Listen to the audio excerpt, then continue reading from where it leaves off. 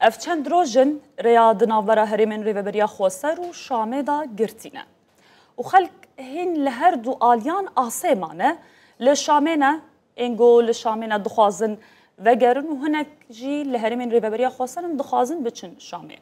خواندکار نکارن بچن زانینگهین خوا و پیمانگهین خوا و هر وها نخوش جی لبنده نگو سردانا دکتورین خوا بکن و تفگرا چون و هاتنه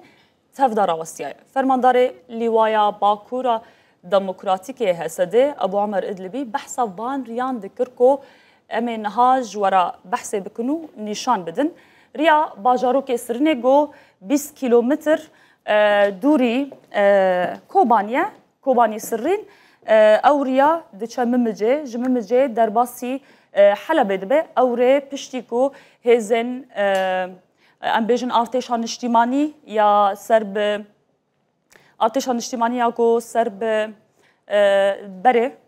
تولی ارتشا نویا سوریه ببون او پشتی کو منبج گرتن ایدی چون هاتنا ور راوستیا چون هاتنا جروجاوی کردستانی بو حلبه شو جورجي درباسي شامي دبون ريا دير حافر حلب جو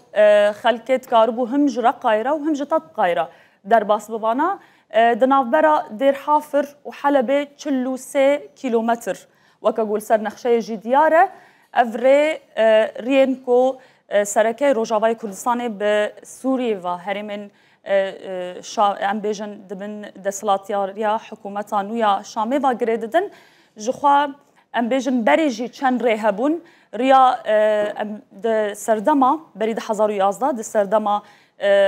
حکومتا کوین یا بشار الاسد او ری دکاربون خلق جکوبانی حمور رجاوای کردستانی جکوبانی در باسی جرابلس بانا باب بانا پشرابتشانا حلبه یعنی در دورا ساعته که به سیاره نزدیک بوله بباسه 2 ساعات نزدیک بوله پشتی و پشتی ام بیژن شر نافخوای سوریه رودا او ریهات گرتن جبرکو داعش کتا جرابلس و بابه ریا من بجد هات بکار آنین نهاجی او ری گرتیه لرقای و طبقای بریا دیر حافر در باسی دمشق دبن نهاجی ریا دیر زوره ناورا دیر زوره و شامه جهاتی گرتنه کو به درجاهیا 407 کیلومتران روجاوای کردستان دیر زوره او جیریه که روجاوای کردستان بگیج نشامه دور دخه بۆ ڕاقسەکەش پێ بڕم بەس پرسیارێکمە بوو بۆچی لە کاتی ئاڵۆزەکان هەمیشە ئەو ڕێگانە داخرێت چکە پێشتری چەندجارێک تر ئەوە ڕوویاوە اینجا جگە لەوەش ئەو ڕێگەیە چ گرنگیەکی بۆ خەڵکی ڕۆژاوای کوردستان هەیە ژیار ئەڤرێ ji ber ku ez dixwazim divê de dest pê bikim bajarên Kurdî bajarên Kurdî Rojavayê Kurdistanê ez dikarim bêjim li her çar parçeyê Kurdistanê jî ji ber ku hatibûn paşxistin ji aliyê hikûmeta Sûriye bi taybet bajarên li Rojavayê Kurdistanê xizmetguzarî li wir kêm bûn ji ber ku em bêjin dibistan zanîngeh bi taybet û peymangeh û her wiha em bêjin îsfeldkirina riyan û heta nexweşxane heta biryarek hebû jiyar biryarek hebû di dema Hafız li Esed û heta kurê wî jî digot ku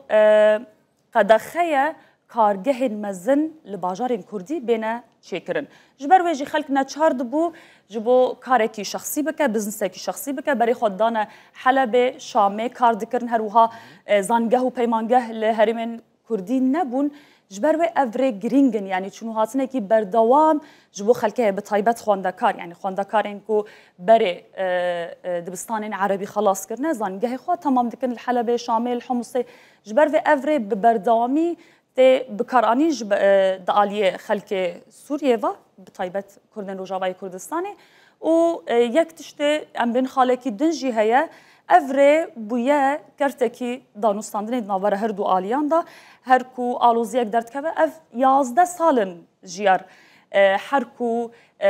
hêzek em bêjin wan sînorê Rojavayê Kurdistanê bi dest dixe yanî destê xwe de wan ciyan her ku hêzek van ciyan kontrol dike ev rê êdî danûstandin li ser çê dibe dibe kertekî danûstandinê ji ber vê xelk her asê li her du aliyan dimînin her carê